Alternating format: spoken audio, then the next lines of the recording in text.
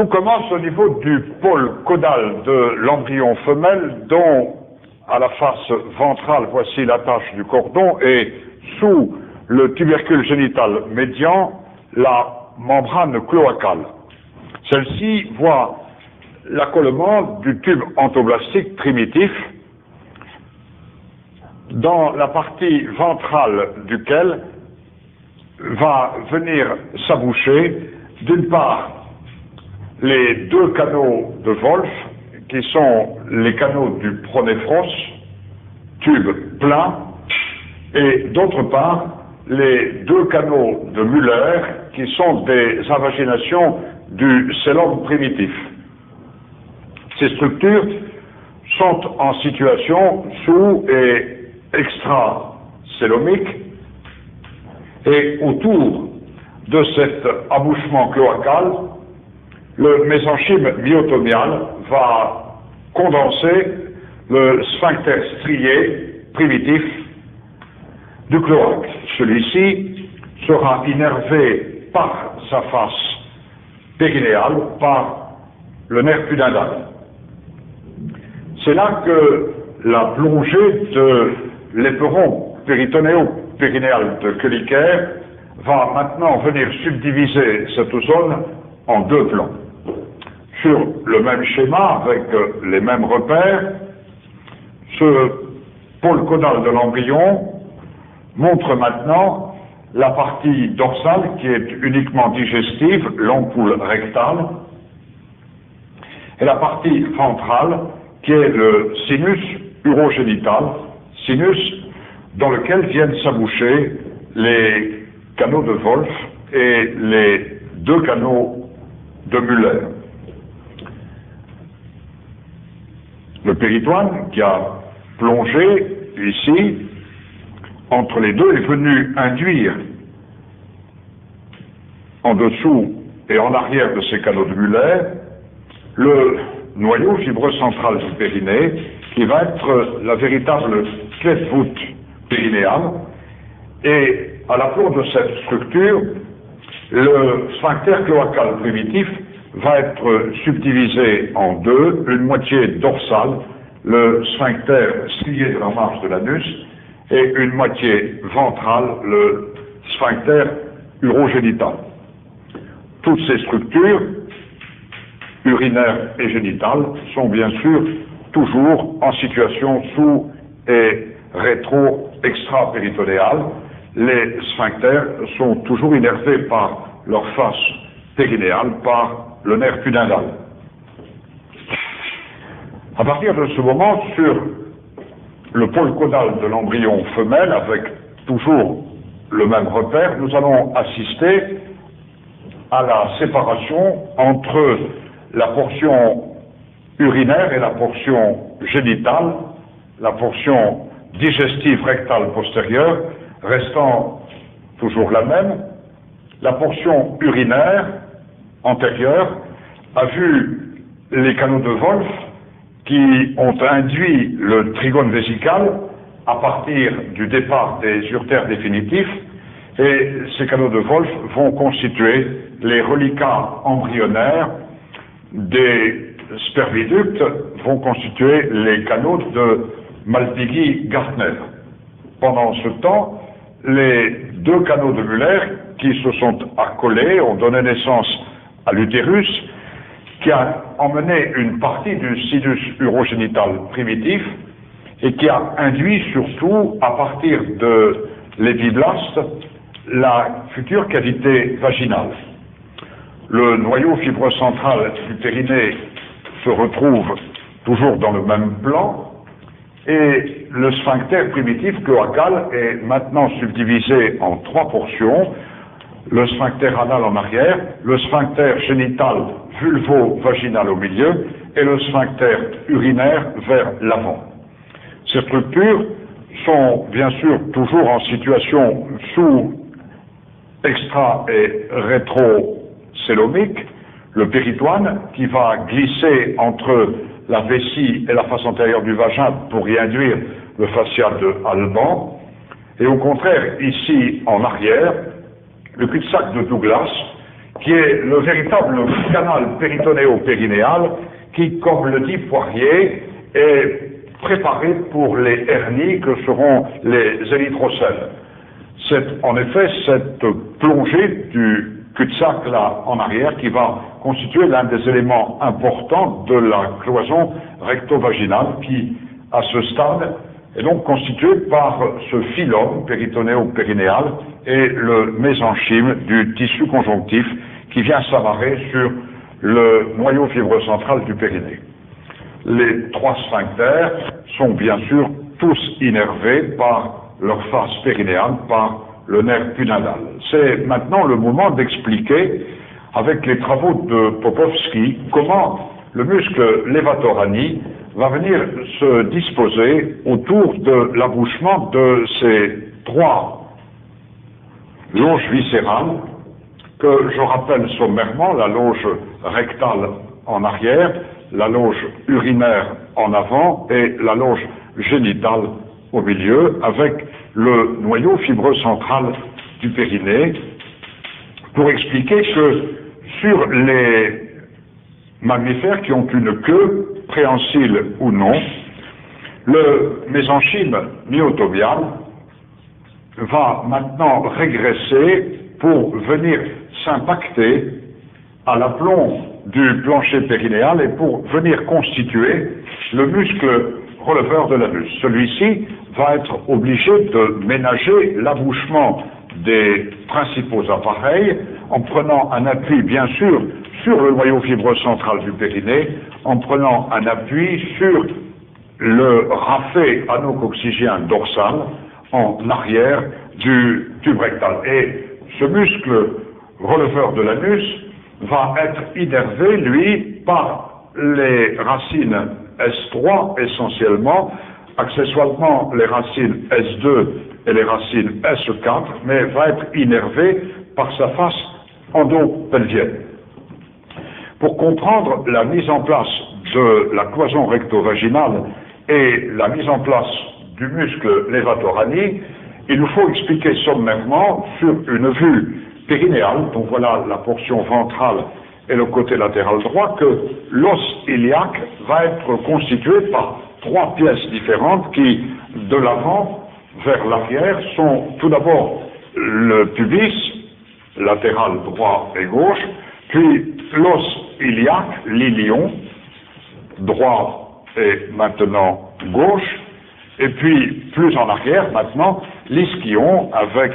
l'épine ischiatique et la tubérosité ischiatique. Ces trois pièces osseuses qui constituent l'os iliaque vont être centrées sur le foramen obturé. Pendant le même temps, en arrière, le squelette va être constitué par l'ébauche des vertèbres caudales en voie de régression qu'est le coccyx et la partie terminale du sacrum. En avant, nous allons mettre en place le diaphragme urogénital de la femme, marqué par l'orifice urétral et l'orifice vulvaire, et en arrière, ce qui nous intéresse un peu moins ici, l'orifice anal. Latéralement, donc, le muscle obturateur interne va sortir comme suit de la cavité pelvienne par la petite échancrure sciatique dans ce plan, et ce muscle va être recouvert, bien sûr, par son feuillet aponévrotique, et puis entre la portion ventrale urogénitale et la portion dorsale qui est digestive va se trouver ce noyau fibreux central du périnée qui est la queue de voûte périnéale, alors que vers l'arrière, sur la ligne médiane, voilà le rafet anococcygien et que voici évoqué plus à distance les ligaments sacro-sciatiques, sacro-tubéraux qui ferment le losange périnéal. Pour comprendre la morphogénèse du muscle releveur de l'anus, il faut bien saisir que les coulées mésenchymateuses embryonnaires ventrales qui vont donner les muscles grand droit antérieurs de l'abdomen vont ici, dans la portion ventrale, pouvoir prendre appui sur l'os pubis et constituer les faisceaux, d'abord pubo-latérogénital, pubo-prérectal, qui viennent s'entrecroiser en avant du noyau fibreux central du périnée, puis le faisceau pubo-prérectal qui vient dans la paroi antérieure du rectum et le faisceau pubo-rétrorectal qui vient sur le raphet médian et pubo-coccygien qui vient sur le coccyx. Et puis, le muscle relevant de l'anus va maintenant prendre appui dans la portion latérale qui est occupée par le muscle obturateur interne, et c'est sur l'aponévrose de l'obturateur interne que le relevant de l'anus va venir constituer tout d'abord un faisceau ilio-prérectal qui lui aussi vient former la sangle de la fronde vulvaire et vaginale qui vient dans la constitution de la cloison recto-vaginale et qui va être prolongé vers l'arrière par le contingent maintenant ilio-rectal et ilio-rétrorectal jusqu'à ce que le muscle lévatorami arrive maintenant sur la formation ischiotique et donne naissance au contingent ischio-rétrorectal qui nous intéresse moins dans ce chapitre de la cloison recto-vaginale. C'est donc ainsi que ce muscle relevant de l'anus va se mettre en place en sachant bien que en avant la coulée pubienne correspond à la coulée mésenchymateuse qui avait mis en place le muscle grand droit antérieur de l'abdomen, que latéralement la coulée mésenchymateuse correspond au muscle obturateur interne et que dorsalement la coulée va correspondre au muscle lévatorami. Cette analogie dans le schéma corporel doit être prise en considération pour la rééducation du plancher pelvien. Nous allons mettre en place une vue du dessus de la cavité pelvienne de la femme adulte, vue qui a été empruntée à McAllister, dont voilà la face ventrale et le côté latéral gauche, la limite du détroit supérieur, et ce, à toute fin d'y sectionner la loge viscérale ventrale, constituée là par la vessie, puis en arrière de la vessie, d'y montrer la paroi vaginale. Le vagin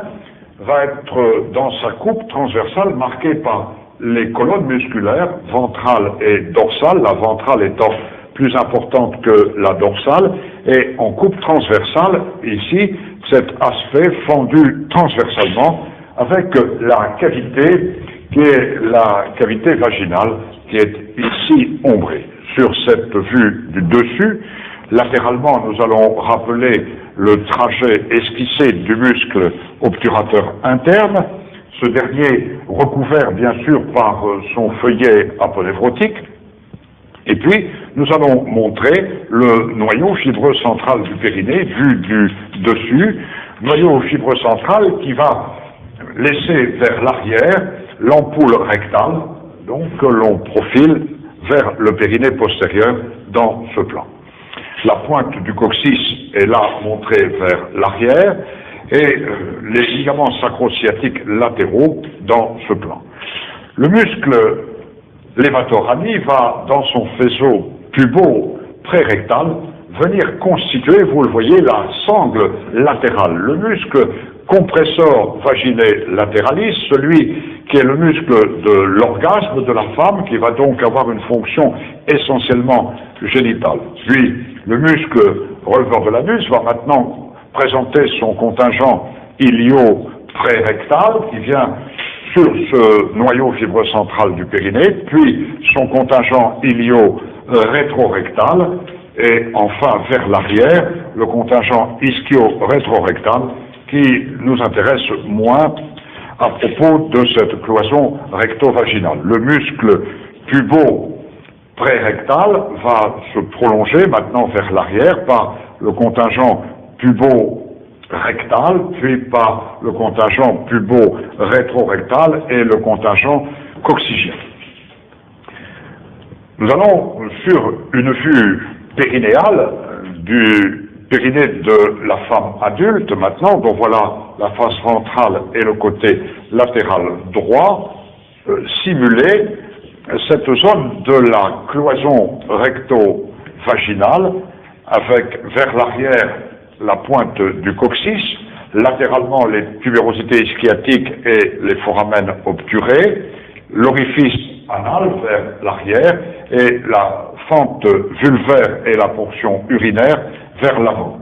Au milieu de ce losange périnéal, le noyau fibreux central du périnée, puis latéralement les ligaments sacro-sciatiques. Je ne vais pas réinsister sur la disposition des fibres du releveur de l'anus que nous avons expliqué sur les schémas précédents, mais je vais maintenant dire que transversalement va être tendu à partir des tubérosités ischiatiques le complexe du muscle transverse profond du périnée, muscle qui va être dans le même plan que les fibres sphinctériennes superficielles du sphincter strié de la marge de l'anus, qui vient aussi sur cette cloison recto-vaginale, et qui va être dans le même plan que le muscle vulvo-vaginal, qui sont le reliquat de ces sphincters montrés tout à l'heure, comme l'est le muscle sphincter de l'urètre de Houston. Et vous voyez ici apparaître cette notion très importante des fibres qui vont partir même de la paroi vaginale vers la paroi rectale, qui vont se mêler aux fibres du noyau fibreux central du périnée, aux fibres du muscle transverse profond du périnée, et qui vont ici dessiner une véritable étoile à laquelle je donne personnellement le nom de modiolus périnéal, par analogie avec ce que l'on trouve au niveau de la commissure labiale.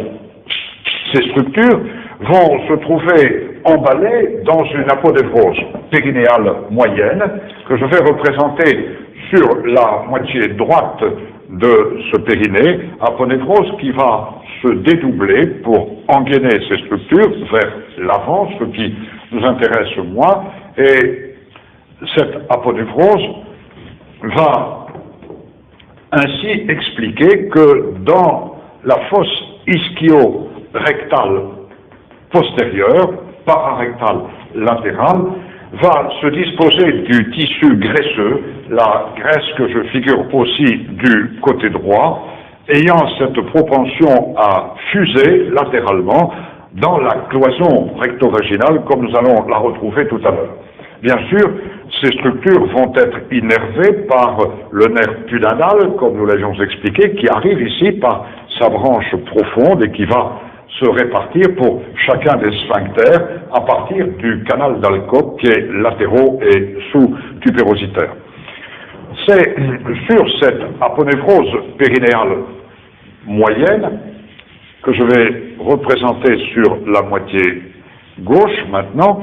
que vont venir se disposer les formations érectiles qui vont nous intéresser quelque peu dans cette cloison recto-vaginale. Je veux parler surtout du bulbe vulvo-vaginal et par analogie avec la racine du corps caverneux du clitoris qui, vers l'avant, nous intéresse moins aussi dans ce paragraphe. Tout ceci pour dire que le muscle bulbo-caverneux qui va entourer la partie dorsale du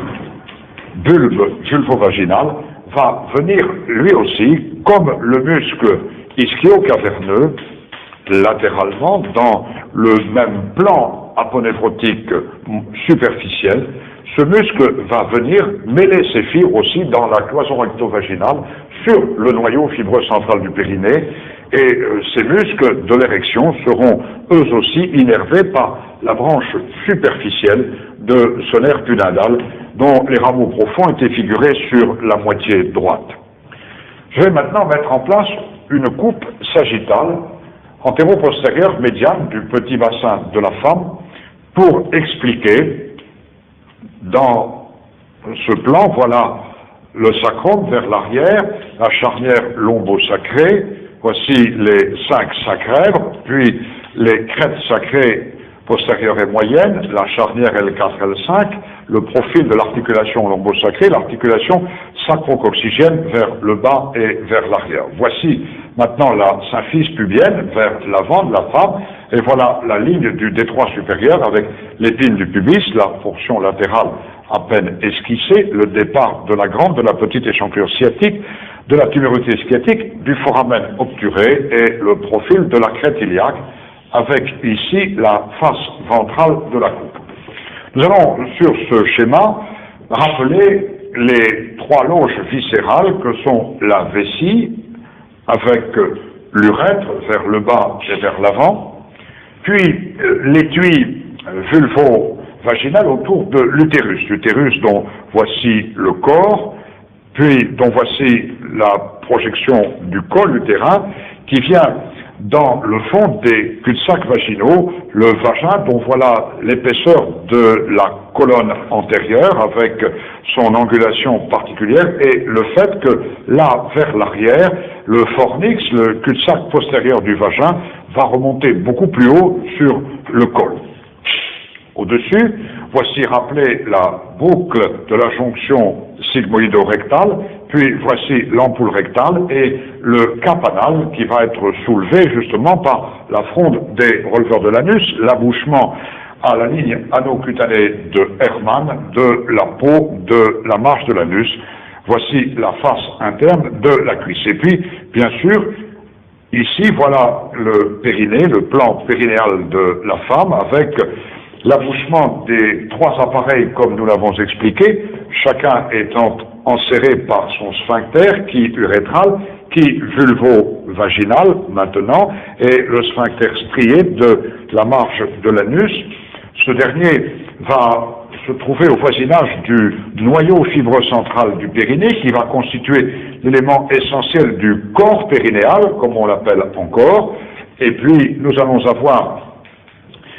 vers l'arrière le raphet anococcygien, pour pouvoir expliquer que le muscle releveur de l'anus va donc passer, à partir de son insertion pubienne, sur la face latérale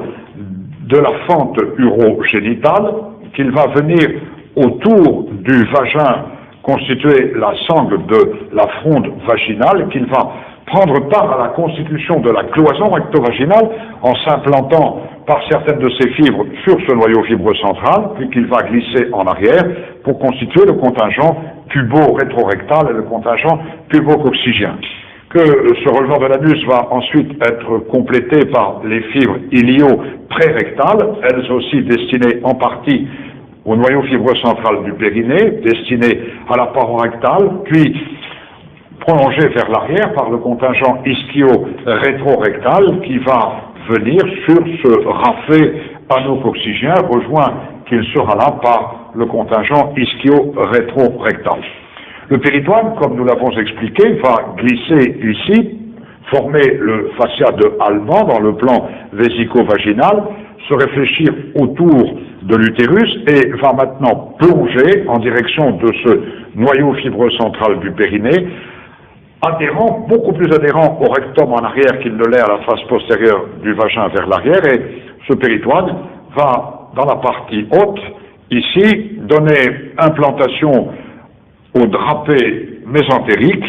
les anses intestinales grêles étant figurées comme suit, car c'est à partir de ces anses intestinales grêles, comme c'est à partir du sigmoïde,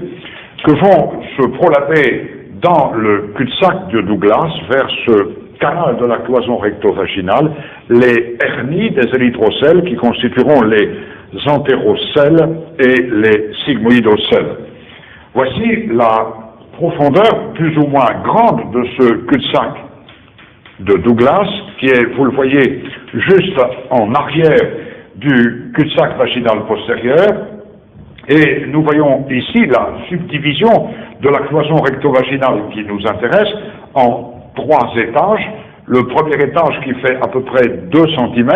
qui est un étage péritonisé, en rapport directement avec la séreuse péritonéale, qui fait comprendre que chez certaines femmes qui ont un cul-de-sac de Douglas plus profond que la normale, il va y avoir une pathologie algique particulière dans les positions debout prolongées au cours du coït, au cours des efforts de poussée de la défécation, et cela doit faire prévoir au cours de la cure chirurgicale une résection de ce cul-de-sac de Douglas. La deuxième partie de la cloison recto-vaginale sous-jacente, qui va faire environ 4 cm, 4 à 5 cm, est la portion qui met en contact la face antérieure du rectum avec la face postérieure du vagin. Et enfin, la dernière portion qui fait 2 à 3 cm, qui est la portion périnéale, entre le sphincter vulvovaginal en avant et le sphincter strié de la marge de l'anus en arrière. Nous allons mettre en place ici une vue du dessus des différentes loges viscérales du pelvis de la femme. Voilà la face ventrale, voilà la limite du détroit supérieur. Vers l'arrière, voilà l'articulation sacro-iliaque, le côté gauche. Et nous allons, sur cette vue supérieure, rappeler tout d'abord la vessie vers l'avant. La vessie qui va recevoir de l'arrière les urtères qui ont surcroisé les éléments vasculaires qui sont en disposition asymétrique à gauche et à droite.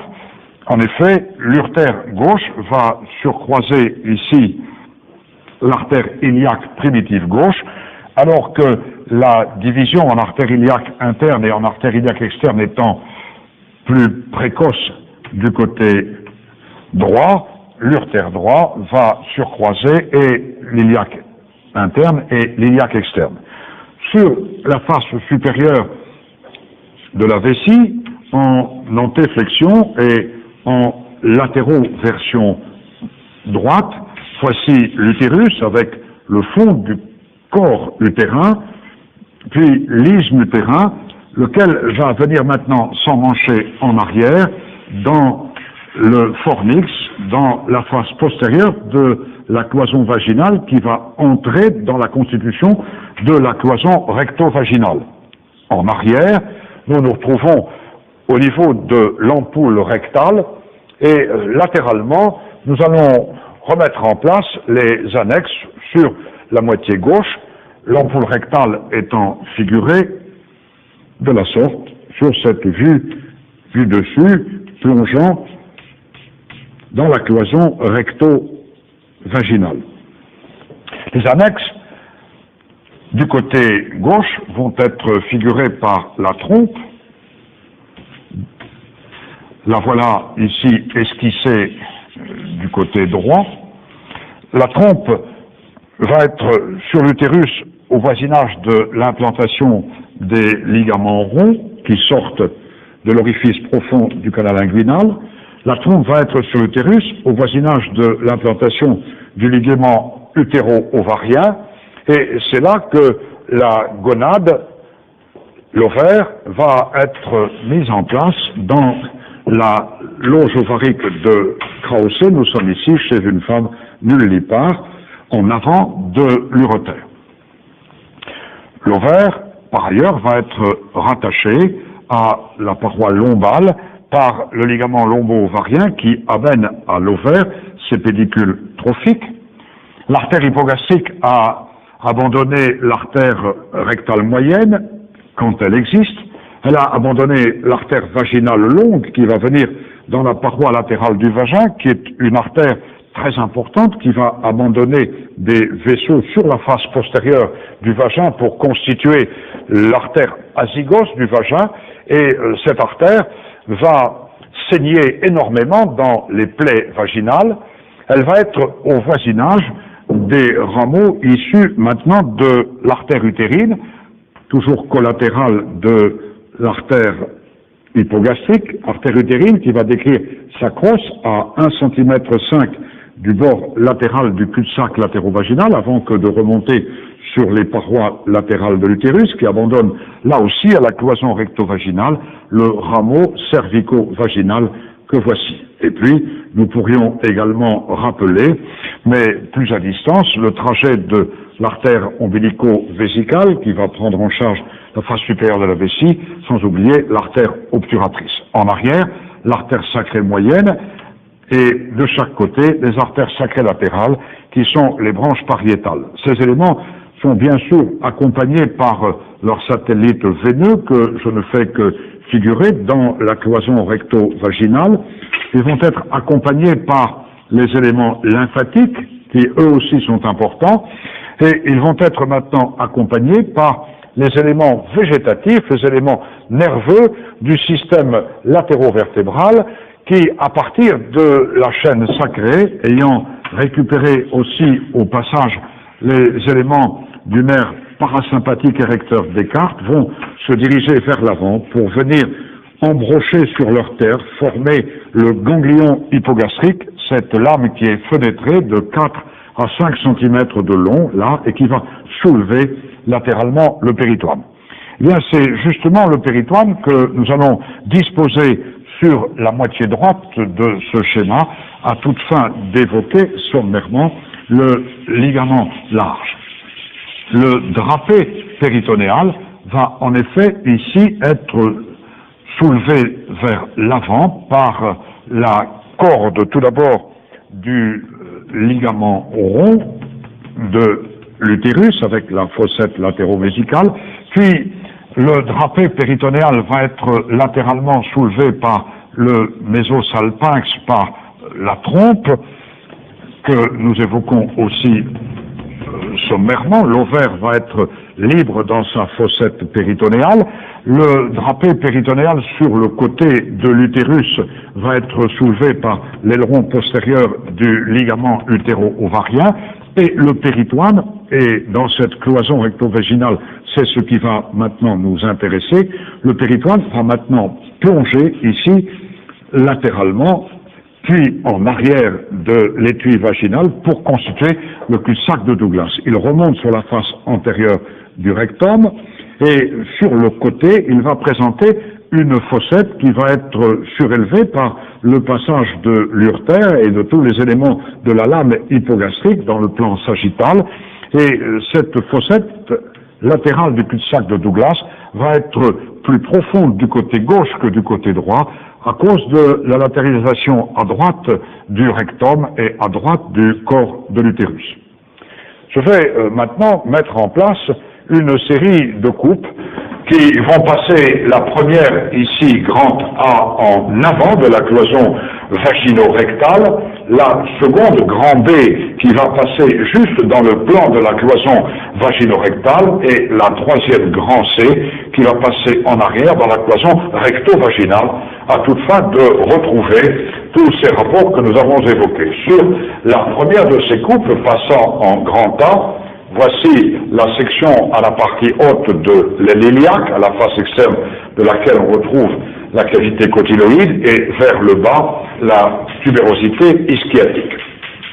Le détroit supérieur est dans ce plan. La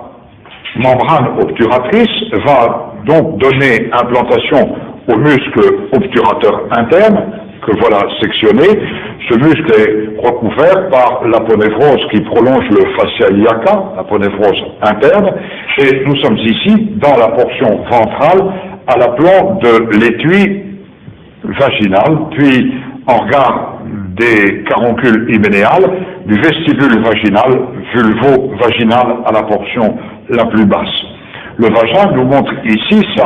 colonne longitudinale avec la striation transversale classiquement décrite en palais de chien, et dans le fond du vagin, voici l'abouchement du col de l'utérus avec les cul-de-sac latéraux. Le muscle releveur de l'anus va venir ici dans son contingent qui est pubo-prérectal, dans son contingent qui est pubo-coccygien, puis dans son contingent qui est ilio-prérectal, lequel va soulever l'épaississement de l'aponévrose de l'obturateur interne pour y constituer l'arcade, élément extrêmement solide, l'arcade du releveur de l'anus. L'aponévrose du muscle levatorali vient dans ce plan. En dessous, ce qui va nous intéresser juste à la limite vagino-rectale, voilà le plan du sphincter strié vulvo-vaginal. Ce sphincter va se trouver emballé par l'aponévrose périnéale moyenne, et c'est au-dessus de cette aponévrose périnéale moyenne que nous allons retrouver, en regard de ces croix, la fosse ischio-rectale, son prolongement graisseux latéral qui était montré tout à l'heure sur la vue périnéale. Latéralement, le péritoine va plongée constituant le cul-de-sac latéro-vaginal, et ce cul-de-sac va être sous-tendu maintenant par la lame hypogastrique, par la lame pubo-sacrée, qui est l'épaississement au contact même des éléments qui ont été évoqués tout à l'heure, c'est-à-dire tout d'abord l'urètre, puis autour de l'urètre la crosse de l'artère utérine qui arrive là, qui abandonne dans ce plan son rameau cervico-vaginal, puis le trajet de l'artère vaginale longue qui pénètre là dans la paroi latérale du vagin, artère vaginale longue qui va être accompagnée par les éléments veineux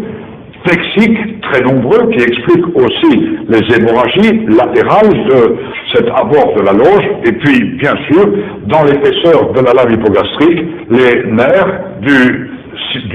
ganglion hypogastrique inférieur. Nous avons ici la loge périvaginale par rapport à l'espace pelvis sous-péritonéal qui est beaucoup plus à distance. La deuxième coupe,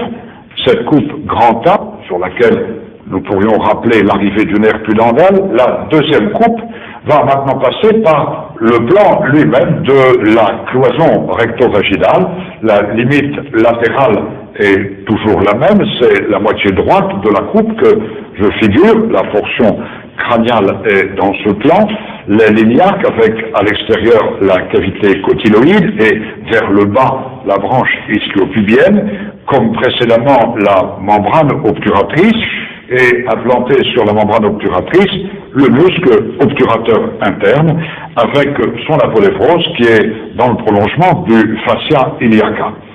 Nous sommes ici en regard du noyau fibreux central du périnée que nous avons vu tout à l'heure, là, et sur ce noyau fibreux central du périnée viennent s'implanter les muscles transverses profonds du périnée. Certains ont même décrit un petit contingent d'un transverse superficiel que l'on peut négliger. En tout cas, ce transverse profond est contenu dans le dédoublement de l'aponévrose périnéale moyenne. Le muscle levator ani va venir ici entrecroiser sur la ligne médiane, dans son contingent tubo-prérectal, ses fibres pour constituer la partie dorsale de la fronde vulvo-vaginale. Au-dessus, voilà le faisceau pubo-rétrorectal et le faisceau pubo-coccygien, puis un peu plus haut, voilà l'implantation sur l'aponévrose de l'obturateur interne du contingent ilio-rétrorectal. Ce muscle releveur de l'anus va ainsi isoler au-dessous le prolongement ventral de la fosse ischio-rectale. En dessous, nous sommes à la flanque du périnée, et c'est donc le nerf pudendal qui est dans ce plan. Et cette coupe qui passe là va nous permettre maintenant de montrer ici, vers l'arrière, le phylum qui sous-tend le cul-de-sac de Douglas, qui est le ligament péritonéo-périnéal de Nouvier, avec la réflexion au-dessus du cul-de-sac péritonéal, dont nous avons expliqué que le cul-de-sac gauche allait être plus profond que le cul-de-sac droit, et en arrière de ce plan apparaît l'ampoule rectale que nous pouvons esquisser là-bas vers l'arrière de ce schéma. Latéralement, nous allons avoir sous-tendant ce cul-de-sac latéral les lames hypogastriques, les lames pubo-sacrées. Dans l'épaisseur de ces lames pubo-sacrées chemine bien sûr l'urètre de chaque côté. Sur l'urètre se trouve embroché le ganglion de Frontkenhauser, c'est-à-dire le ganglion hypogastrique inférieur avec tous les éléments nerveux. Au contact, ici, se trouve l'artère utérine, se trouve l'artère vaginale qui va abandonner justement dans cette cloison du plan de la cloison recto-vaginale, l'artère azygos postérieure du vagin, accompagnée qui est celle-ci par ces éléments plexiques veineux que nous retrouvons dans l'épaisseur de la lame, et bien sûr les éléments lymphatiques qui vont constituer la partie fibreuse ici dorsale de la cloison recto-vaginale. Le péritoine va se réfléchir autour de ces éléments, puis glisser latéralement l'espace pelvis sous-péritonéal se trouve toujours dans ce plan. Il nous reste à mettre en place la troisième et dernière coupe, qui est la coupe passant par grand C, coupe qui va intéresser la portion recto-vaginale, portion juste en arrière de ce plan. Sur cette coupe, nous allons retrouver la tubérosité ischiotique, nous allons retrouver le muscle obturateur interne qui est en train de sortir de la cavité pelvienne par la petite échancrure sciatique, c'est toujours la moitié droite et la portion crâniale qui est figurée comme suit. L'obturateur interne est recouvert toujours par son aponévrose. Voilà la section ici du petit ligament sacro-sciatique. Nous sommes juste à l'aplomb de l'épine sciatique sur lequel ce ligament prend insertion. Le grand ligament sacro-sciatique serait pour sa part là en dessous. La coupe va intéresser ici le noyau fibreux central du périnée, sur lequel vient toujours se terminer le muscle transverse profond du périnée, et nous allons montrer maintenant, récliné vers le bas et vers l'avant, entouré par son sphincter strié vulvo-vaginal, le vagin avec la tranche de section ici, qui a été par cette érine rabattue vers le bas et vers l'avant, qui est là, son sphincter strié, le muscle transverse profond du périnée dans le dédoublement de l'aponévrose périnéale moyenne, qui va se prolonger là, le nerf pudendal dans son rameau profond, prenant en charge ces éléments sphinctériels. Ce schéma, emprunté en partie à Laimer, va nous montrer ici l'ampoule rectale dans sa portion la plus basse, avec une colonne longitudinale lisse, médiane, importante, alors que latéralement, les fibres longitudinales sont beaucoup plus en éventail, expliquant ainsi que dans les rectocèles antérieurs, on puisse pratiquer quelquefois un Némi-Sullivan, droit ou gauche, à cause de ce renforcement médian de la paroi lisse du rectum. Et c'est justement là que le contingent pubo-prérectal du muscle releveur de l'anus, puis le contingent ilio-prérectal va aussi venir mêler ces fibres ici à la paroi antérieure du rectum. Nous aurions un petit peu plus en arrière l'implantation des fibres ilio-rétrorectales, et le muscle releveur de l'anus vient donc avec son aponévrose dans ce plan. Nous allons y retrouver, comme tout à l'heure, les éléments graisseux du prolongement ventral de la fosse ischio-rectale, qui est là en dessous, et nous allons latéralement y retrouver ici le cul-de-sac péritonéal latéro-rectal. Les éléments latéraux sont figurés par l'urtère, qui est un rapport latéral de l'ampoule rectale, sont figurés par l'artère vaginale et par l'artère rectale moyenne qui, lorsqu'elle existe, va alors feutrer la portion latérale de la loge rectale pour y constituer ici l'aileron latéral du rectum. L'ensemble est bien sûr toujours sous-tendu ici par la lame hypogastrique. Le releveur continue à déterminer sur l'aponévrose de l'obturateur l'arcade de l'obturateur, et cette lame pubosacrée hypogastrique est toujours occupée par les éléments veineux que nous avions situés et par les éléments nerveux qui sont ortho et parasympathiques qui se dirigent plus en avant vers le ganglion hypogastrique. L'espace pelvis sous-péridonial est toujours marqué dans ce plan. Donc nous sommes ici en arrière, juste sur la face antérieure du rectum, sur la partie la plus dorsale de la cloison recto-vaginale, avec ce renforcement entre les fibres du releveur striées et les fibres lisses du rectum. Voilà quels sont les plans de clivage des principales loges de cet espace recto-génito-urinaire de la femme, en insistant tout particulièrement sur ce cul-de-sac de Douglas, sur sa profondeur et sur ce ligament périnéo-périnéal de Könicker, qui est, comme le disait Poirier, ce canal préparé pour les hernies et par lequel les érythroцèles vont se faire jour. Ce cul-de-sac est profond. Si on l'aborde par sa voie abdominale, nous sommes au fond d'un puits. Si on l'aborde par sa voie périnéale inférieure, il faut se souvenir de ces rapports qui sont à distance dans la lame hypogastrique, l'urtère embroché sur le plexus hypogastrique, les éléments artériels, veineux, lymphatiques, qui certes sont très loin de la cloison, mais qui en cas de prolapsus, en cas de ptose, deviennent des éléments dangereux qu'il faut absolument éviter.